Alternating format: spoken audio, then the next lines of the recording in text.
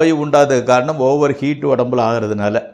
அதனால நீங்கள் என்ன பண்ணுறீங்கன்னா, வெள்ளரிக்காய், எலுமிச்சம்பழம், தக்காளி, முள்ளங்கி, மோர், இந்த மாதிரிப்பட்ட கீரை, இந்த மாதிரிப்பட்ட பொருட்களை அதிகம் உணவில் சேர்த்து கொள்ளுங்கள். அப்போ உடம்பு ஓரளவு அந்த உஷ்ணத்தை எதிர்க்கக்கூடிய சக்தி இதுக்கு வந்துடும்.